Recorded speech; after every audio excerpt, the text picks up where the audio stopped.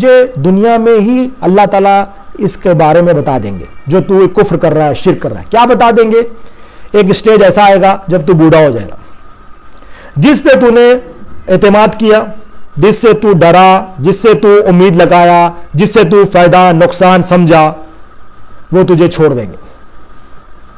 جب بندہ ضعیف ہو جاتا ہے، جس پہ اعتماد کیا، بیوی بچوں پر، نوکری پر، پیسوں پر، تجارت پر، جس پہ بھی اعتماد کیا، جیسا ہی ضعیف ہوگا نوکری والے ریٹائر کر دیں گے، گھر والے بولیں گے نماز پڑھو، مسجد کو جاؤ، آؤ ہم جو کر رہے ہیں کرنے دو، یہ نیا دور ہے، آپ کو نہیں پتا، زیادہ پکارا نہیں کرو، گھر میں بیٹھو، مسجد کو جاؤ، آؤ. گھر والے یہ جواب دیں گے، نوکری والے کہیں گے 65 ہو گئی، اب تم کام نہیں کر سکتے، تم گھر جاؤ. نوکری پہ اعتماد تھا، گھر والوں پہ اعتماد تھا، گھر پہ آئے. تو پہلے کیا توڑے؟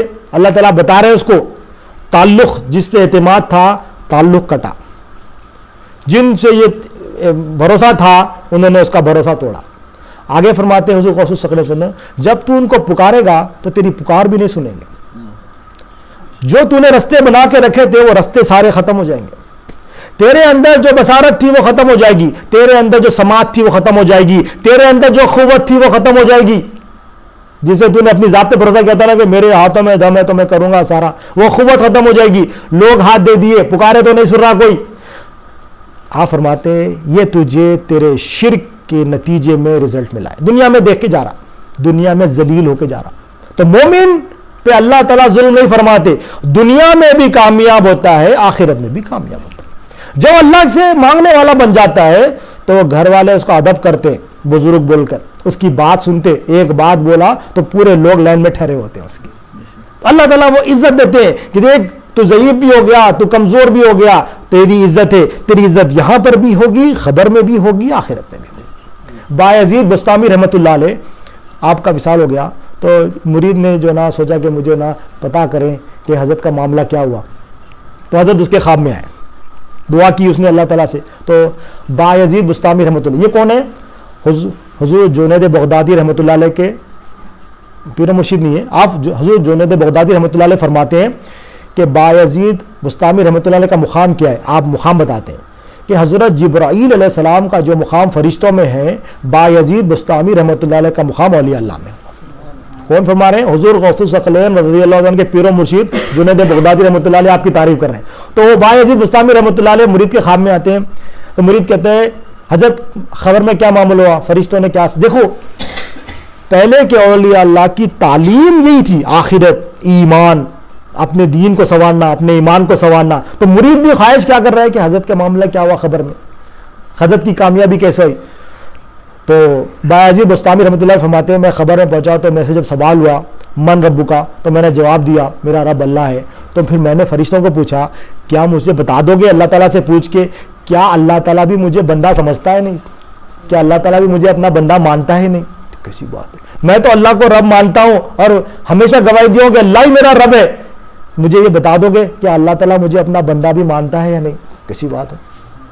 وہ مرید جو ہے نا رونے لگا. تو بات کیا ہے، اللہ کو رب بھی ماننا ہے کہ اللہ سے دعا کرنا اللہ تعالیٰ ہمیں بندہ مان لے، ہمیں قبول کر لے بندگی میں. اللہ رب ہے تو میں اس کا بندہ ہوں، تو بندگی میں اللہ تعالیٰ قبول کر لے. جس کو اللہ تعالیٰ کہے میرا بندہ ہے اس کی زندگی کامیاب ہوگی. بایزید بستامی رحمۃ اللہ علیہ کا دوسرا واقعہ ہے. آپ جب وصال کا وقت قریب آ گیا تو آپ کو پتہ چل جاتا ہے وصال کا وقت، نارمل لوگوں کو پتہ چل جاتا ہے کہ ہم جانے والے، وہ تو اولیاء اللہ ہے اور اولیاء اللہ کے سردار ہے. آپ مسجد میں گئے، مسجد کے محراب کے پاس گئے، وہاں پر جا کر آپ زار و خطار ہو رہے ہیں اور آپ کے جملے لوگوں نے نوٹ کر لیا جو مریدین تھے آپ کے. آپ ممبر کے پاس، محراب کے پاس ٹھہر کے رو رہے ہیں. آپ کیا دعا کریں؟ اللہ تعالیٰ نہ میرے پاس نمازیں ہیں. دیکھو آپ وہ اللہ کے ولی ہے جن کی تعریف میں جنید بغدادی رحمۃ اللہ علیہ کہتے ہیں ان کا مقام جو جبرائیل علیہ السلام کا فرشتوں میں مقام ہے وہ اولیاء اللہ میں مقام حضرت بایزید بستامی رحمۃ اللہ علیہ کا ہے. اور آپ جا کے محراب کے پاس اللہ سے بارگاہ میں عرض کرتے ہیں بندگی ہے، یہ بندگی ہے، یہ بندگی بتا رہے ہیں کہ اللہ تعالیٰ میرے پاس نمازیں نہیں ہیں. نمازیں نہیں پڑھی ہوگی انہوں نے نمازیں تو زندگی بھر پڑھتے رہے، مگر جو زندگی بھر نمازیں پڑھتے عمل کرتے رہے، عمل اپنے عمل کو اللہ کی بارگاہ میں پیش نہیں کر رہے. اپنے کیا کر رہے ہیں؟ اللہ کی بارگاہ میں عمل کر کے بندگی پیش کر رہے ہیں. مولا میں تیرا محتاج ہوں، میں عمل پہ بھروسہ نہیں کر رہا ہوں, عمل پہ بھی بھروسہ نہیں ہے ان کو. کہہ رہے میرے پاس نمازیں نہیں ہے مولا, میرے پاس کوئی روزے نہیں ہے, کوئی صدقہ خیرات زکوٰۃ نہیں ہے, کوئی حج نہیں ہے, کوئی عمل نہیں ہے مولا.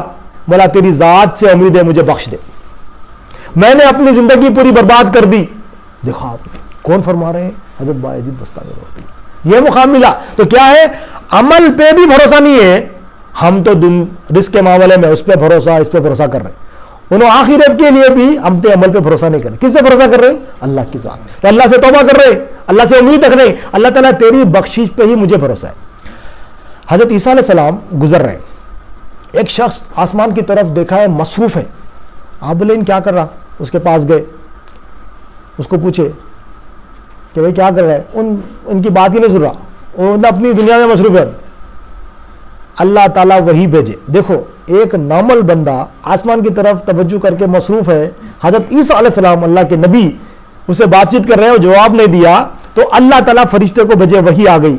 ایسا ہم نے اس بندے کے دل میں اپنی معرفت کا ایک ذرہ ڈالا ہے,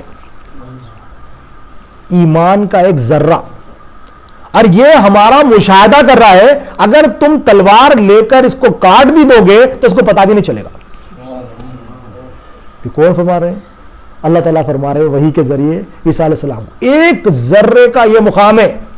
تو وہ ذرہ برابر بھی ایمان ہوگا تو جنت میں چلے جائیں گے. تو اپن بتانے ذرہ, تو ذرہ کیا ہے؟ ذرے کی اہمیت دو کیسی ہے. ذرے کی اہمیت یہ کہ مولا سے تعلق بن گیا, تو اللہ تعالیٰ کہہ رہے ہیں, اللہ تعالیٰ انڈورس کر رہے ہیں بات کو, اس کو تلوار سے کاٹ بھی دیں گے تو پتہ نہیں چلے گا. ایسا یہ ایک ذرہ ہم نے اس کے دل میں ڈالا ہے, ایمان کا ایک ذرے کی عادت. تو یہ ایسی بات ہے. تو ہم نماز پڑھ رہے ہیں, ہم پورا کیا ہو رہا, کیا جا رہا, چونٹی آ رہی, کھٹمل نکلا, اس کے پاس وہ ہے, ارے پٹھانا کھٹمل لے کے مسجد میں آ جاتے. اب گھر میں گئے تو پورا, اب وہ کھٹمل میں نماز نکل گئی اس کی پوری, بیڈ بک.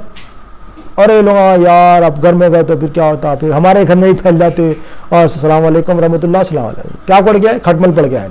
اللہ معاف کرے. تو یہ کیوں پرابلم ہے ہمیں؟ ایمان. کیونکہ ہمارے پاس اگر ایمان ہوتا, وہ کھٹمل جا رہا, سانپ جا رہا, بچھو جا رہا, یہ پتہ نہیں چلتا. حضرت رابعہ بصری رضی اللہ تعالیٰ عنہ جب نماز آپ پڑھتے تھے تو آپ کا جو قید کر لیا تھا, آپ جس کے انڈر میں تھے, جو آپ کا آقا تھا, ستاتا تھا, تو کبھی جو ہے نا سانپ لا کے آپ کے جو ہے نا جانی ماس پہ ڈال لیتا تھا سانپ. تو حضرت رابعہ بصری رحمۃ اللہ علیہ کو پتہ ہی نہیں چلتا کہ سانپ ہے.